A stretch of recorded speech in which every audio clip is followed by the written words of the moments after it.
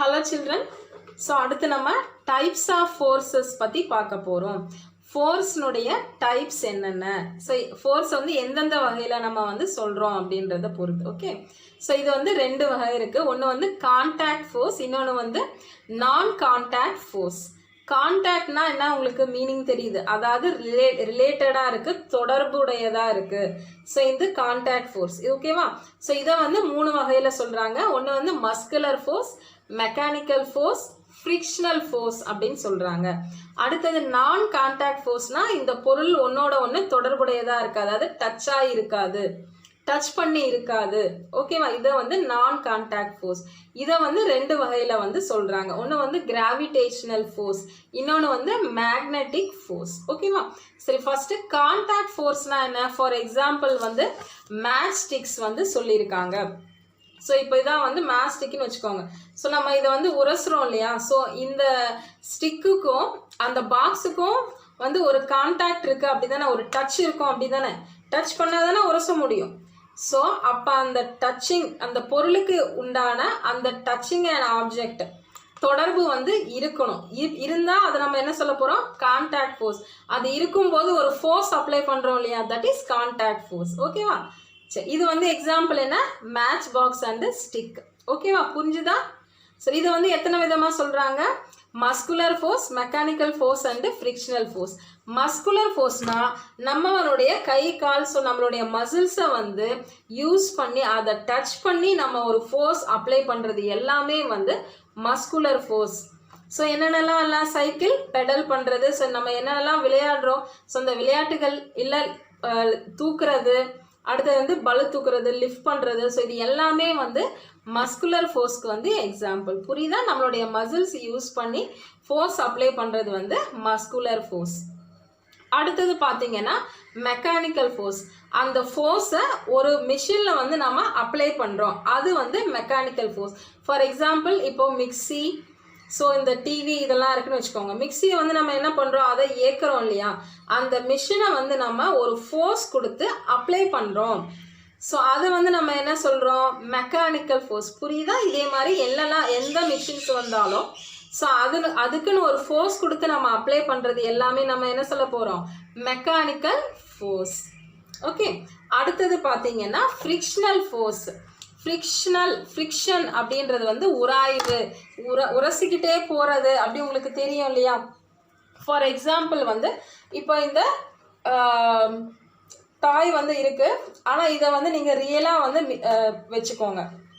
இது வந்து ரியலான ஜீப் அப்படின்னு நீங்கள் வச்சுக்கோங்க. ஸோ இப்போ இந்த ஜீப் வந்து இது என்ன பண்ணுதுன்னா மூவ் ஆகிட்டே இருக்கு தானே. ஸோ இதுக்கு அப்போ இது வந்து ஒரு கான்டாக்ட் ஃபோர்ஸ் அப்படின்னு தெரியுது, ஏன்னா இது டச் ஆகிட்டு இருக்கு அப்படின்றதுனால இது கான்டாக்ட் ஃபோர்ஸ் அப்படின்றது உங்களுக்கு தெரியுது. சரி, இப்போ இந்த ஜீப் போயிட்டே இருக்கு, சடனாக ஒரு ஆள் வந்து கிராஸ் பண்ணுறாங்க, அப்போ நம்ம என்ன பண்ணுவோம்? பிரேக் அப்ளை பண்ணுவோமா? ஸோ இதை வந்து ஸ்டாப் பண்ண முடியுது, கரெக்டாக? ஸோ அப்போ அதுக்கு வந்து ஒரு ஃபோர்ஸை வந்து நம்ம அப்ளை பண்ணுறோம். ஸோ இதெல்லாம் வந்து என்ன சொல்கிறாங்கன்னா ஃப்ரிக்ஷனல் ஃபோர்ஸ். அப்போ இந்த ஜீப்பில் இருக்கிற இந்த டயர்ஸ் எல்லாமே வந்து ஃப்ரிக்ஷன்ஸில் வந்து இருக்குது. நமக்கு தெரியும் இந்த ஜீப்பில் இருக்கிற இந்த டயர்லாம் எப்படி இருக்கும்? ஸ்மூத்தாக இருக்குமா?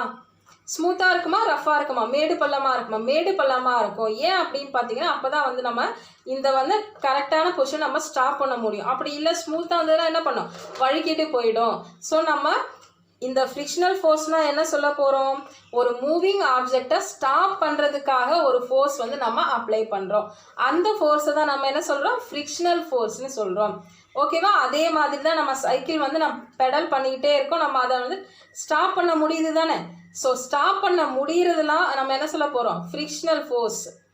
அந்த டயர்ஸில் நம்ம என்ன சொல்ல போகிறோம்? ஃப்ரிக்ஷனல் ஃபோர்ஸ் அப்படின்னு நம்ம சொல்ல போகிறோம். அதே மாதிரி கேரம் போர்டு, காயின்ஸை வந்து நம்ம என்ன பண்ணிகிட்டு இருக்கோம்? அப்ளை பண்ணிகிட்டே இருக்கோம். ஒரு முறை அப்ளை பண்ணால் அது என்ன ஆகும்? மூவ் ஆகிட்டு வந்து நிற்கும் தானே. ஸோ அதுதான் என்ன சொல்ல போகிறோம்னா ஃப்ரிக்ஷன், உராய்ஞ்சிக்கிட்டு இருக்கு. ஸோ அது வந்து ஸ்டாப் ஆகுது, நம்ம ஃபோர்ஸ் அப்ளை பண்ணும்போது வந்து ஸ்டாப் ஆகுது அப்படின்னு அர்த்தம்.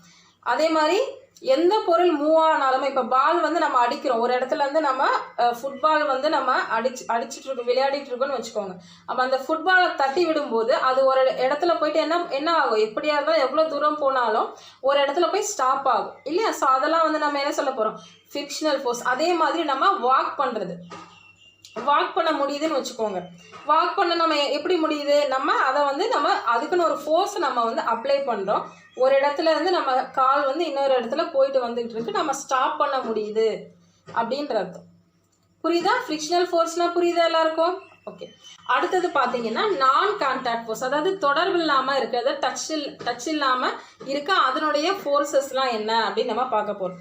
இது ஃபஸ்ட்டு என்னன்னு பார்த்தீங்கன்னா கிராவிடேஷனல் ஃபோர்ஸ். அதாவது நம்ம எந்த பொருள், இந்த பேனாவாக இருந்தாலும் இல்லை பாலாக இருந்தாலும் ஆப்பிளாக இருந்தாலும் நம்ம எதை தூக்கி போட்டாலும் அந்த ஃபோர்ஸ், நம்ம தூக்கி போடுறதே ஒரு ஃபோர்ஸ் தானே. சரி, எப்படி தூக்கி போட்டாலும் அது வந்து கீழே தான் விழுது இல்லையா? ஸோ கிராவிட்டி, அதான் வந்து ஈர்ப்பு விசை அப்படின்னு நம்ம சொல்கிறது. ஸோ அந்த கிராவிட்டி இருக்கிறதுனால தான் ஸோ அந்த பொருளெல்லாம் வந்து கீழே விழுது. அப்படி தானே? எந்த பொருளாக இருந்தாலும் என்னவா இருக்கும், கீழே தான் விழ செய்யும். ஸோ அந்த ஃபோர்ஸ் நம்ம என்ன சொல்ல போகிறோம், கிராவிடேஷனல் ஃபோர்ஸ். அப்போது மரத்துலேருந்து ஒரு இலைகள் வந்து விழுது, இல்லை பால் விழுது, நம்ம அடிக்கிற பால் வந்து கீழே விழுது அப்படின்னா ஸோ அதெல்லாம் எந்த ஃபோர்ஸுக்கு எக்ஸாம்பிள், இந்த கிராவிடேஷனல் ஃபோர்ஸ்க்கு வந்து எக்ஸாம்பிள். சப்போஸ் இந்த கிராவிடேஷனல் ஃபோர்ஸ் வந்து இல்லை அப்படின்னா நம்ம என்ன பண்ணிட்டு இருப்போம், எல்லாரும் காற்றுல தான் வந்து மிதந்துட்டு இருக்கோம். இப்போ நம்ம என்ன பண்ணுறோம், நடக்கிறோம், ஓடுறோம் இல்லையா? ஸோ உட்காரோம், எல்லாத்துக்குமே வந்து காரணம் என்ன, இந்த கிராவிடேஷனல் ஃபோர்ஸ் தான். ஓகேவா? அடுத்தது என்னன்னு பார்த்தீங்கன்னா மேக்னெட்டிக் ஃபோர்ஸ். உங்களுக்கு தெரியும் மேக்னெட்னா என்னன்னு தெரியும் இல்லையா? சரி, அந்த மேக்னெட் வந்து என்ன பண்ணும், ஃபார் எக்ஸாம்பிள் இதை மேக்னெட்டாக வச்சுக்கோங்க. ஸோ இப்போ இந்த மேக்னெட் வந்து அயனாக இருந்துச்சு அப்படின்னா இந்த அயனை வந்து என்னப்பா பண்ணும், கவர்ந்து இழுக்கும். அப்படி தானே? நம்ம ஏற்கனவே பார்த்துருக்கோம் இல்லையா? இது மேக்னெட்டாக இருந்தால் என்ன ஆகும், டச்சில் வந்து ஜாயின் ஆகும், சீக்கிரமாக வந்து ஜாயின் ஆகும் தானே. ஸோ இதான் வந்து மேக்னெட்டிக் ஃபோர்ஸ். நம்ம எங்கெங்கெல்லாம் வந்து இந்த ஃபோர்ஸ் வந்து அப்ளை பண்ணும்போது மேக்னெட் மாதிரி ஒட்டிக்குதோ அதெல்லாம் வந்து மேக்னெட்டிக் ஃபோர்ஸ். ஓகே சில்ட்ரன், இன்னைக்கு நம்ம என்ன பார்த்தோம், டைப்ஸ் ஆஃப் ஃபோர்ஸஸில் 2 இருக்குன்னு பார்த்தோம். ஒன்று வந்து கான்டாக்ட் ஃபோர்ஸ், இன்னொன்று நான் கான்டாக்ட் ஃபோர்ஸு. கான்டாக்ட் ஃபோர்ஸில் என்னென்ன பார்த்தோம், muscular force, mechanical force, frictional force, அதெல்லாம் பார்த்தோம்.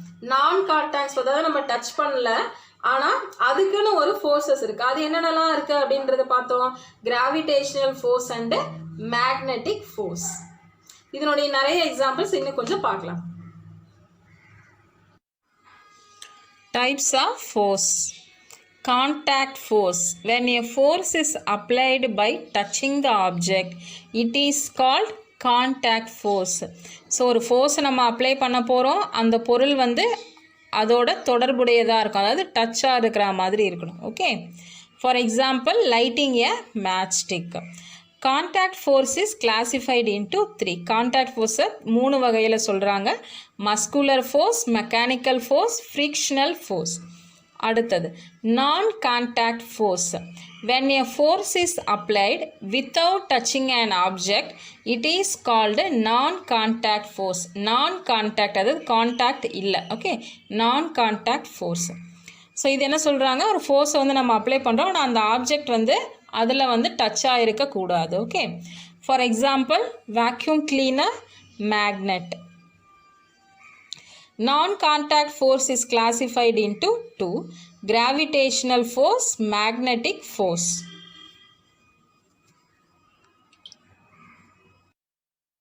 இப்போ நம்ம ஒரு ஃபோர்ஸாக நம்ம பார்க்கலாம். Muscular force. The force applied by using the parts of our body is called muscular force. என்ன பண்ணிட்டுருக்காங்க, pedalling. I use my legs to pedal. The force used here is muscular force. So ஒருத்தர் வந்து pedalling பண்ணிகிட்ருக்காரு. So அவர் எதெல்லாம் use பண்ணார், அவரோட பாடி parts, கை கால் எல்லாமே வந்து use ஆகுது. ஓகே, ஸோ இதை மாதிரி பாடி பார்ட்ஸ் ஆஃப் அவர் பாடி நம்ம யூஸ் பண்ணி செய்கிற ஃபோர்ஸ் வந்து மஸ்குலர் ஃபோர்ஸ். ஓகே, அடுத்தது பார்த்தீங்கன்னா I use my hands to make parts. The force used here is muscular force. ஒருத்தர் வந்து கையை யூஸ் பண்ணி என்ன பண்ணிகிட்ருக்காங்க, பானையை வந்து செஞ்சிட்ருக்காங்க. ஓகே, இது வந்து மஸ்குலர் ஃபோர்ஸ்க்கு எக்ஸாம்பிள். அதை மாதிரி பாருங்கள், ஷட்டில் காக்கு விளையாடுறது. ஸோ ஒரு பொருளை வந்து நம்ம லிஃப்ட் பண்ணுறது, லிஃப்டிங் பண்ணுறது. ஓகே,